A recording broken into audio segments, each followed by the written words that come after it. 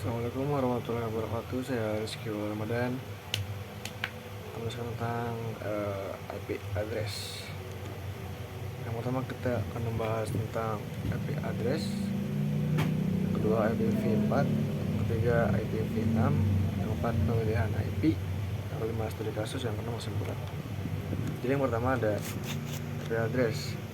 IP address adalah alamat numerik yang diberikan kepada setiap perangkat yang terhubung ke jaringan komputer. IP address digunakan untuk mengidentifikasi dan berkomunikasi antar perangkat dalam jaringan. Ada dua versi IP yang paling umum digunakan saat ini, yaitu IPv4 atau Internet Protokol versi 4 dan IPv6 atau Internet Protokol versi 6.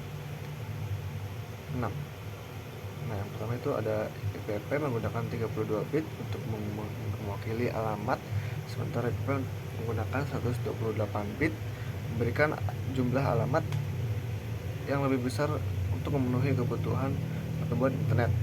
IP address dapat digambarkan dalam notasi desimal, oktet, atau notasi heksadesimal. Yang kedua ada IPv atau Internet Protokol versi 4. Nah, ini adalah protokol jaringan yang digunakan untuk mengelola dan merutekan data di seluruh internet. Ini adalah versi protokol yang paling umum digunakan saat ini. IPv4 ini menggunakan representasi 32 bit dalam bentuk oktet untuk mengidentifikasi setiap alamat di jaringan. Setiap alamat IPv4 terdiri dari 32 bit yang biasanya dikelompokkan dalam 4 oktet atau 8 bit per oktet dan diwakili dalam notasi desimal, bilangan bulat dari 0 hingga 255 per oktet, seperti 192, 168, 11. Setiap oktet memiliki sebagian dari alamat IP yang menunjukkan jaringan dan bagian yang menunjukkan host dalam jaringan. Namun keterbatasan dari 32 bit atau sekitar 4,3 miliar alamat unik telah menyebabkan pengekangan pertumbuhan internet yang mendorong pengembangan dan adopsi IPv6 untuk mengatasi masalah ini. Ketiga ada IPv6 atau Internet Protocol version 6, adalah versi terbaru dari protokol internet yang dirancang untuk menggantikan IPv4 dan memenuhi tuntunan pertumbuhan internet. Perbedaan utamanya adalah ukuran alamat yang jauh lebih besar, menggunakan representasi 128 bit dibandingkan dengan 32 bit yang digunakan oleh IPv4. Beberapa fitur IPv6 yang penting. 1. Ukuran alamat yang lebih besar, menggunakan 128 bit untuk menghasilkan lebih dari 340 andeksilion, lebih dari 3,4 kali 10 kubik 38 alamat unik. Hal ini mengatasi keterbatasan alamat IPv4 yang terbatas. 2. Notasi heksadesimal. Alamat IPv6 direpresentasikan dalam notasi heksadesimal, memudahkan dalam penulisan dan pembacaan alamat yang panjang. 3. IPv6 header yang disederhanakan. Header IPv6 lebih sederhana dan efisien, membawa informasi penting untuk meletakkan dan mengelola paket dengan lebih baik. Yang keempat ada dukungan untuk fitur keamanan. IPv6 telah dirancang dengan memperhitungkan keamanan jaringan dengan memasukkan fitur seperti IPsec atau Internet Protocol Security sebagai sebagian spesifikasi standar. Yang kelima ada auto configuration, mendukung otomatisasi konfigurasi alamat, memudahkan pengaturan perangkat pada jaringan tanpa konfigurasi manual. Nah, selanjutnya ada pemilihan IP. Pemilihan IP address melibatkan beberapa faktor yang harus dipertimbangkan untuk memastikan jaringan berfungsi baik dan aman. Beberapa pertimbangan utama meliputi: yang pertama ada kebutuhan jaringan. Pertimbangkan kebutuhan khusus jaringan seperti jumlah perangkat, segmentasi, dan subnet yang diperlukan. 2. Skema penomoran. Rencanakan skema penomoran yang jelas dan terstruktur untuk mengelompokkan IP address berdasarkan lokasi, fungsi, dan departemen. Yang ketiga adalah subnetting, ditentukan dan implementasikan IP address dalam subnet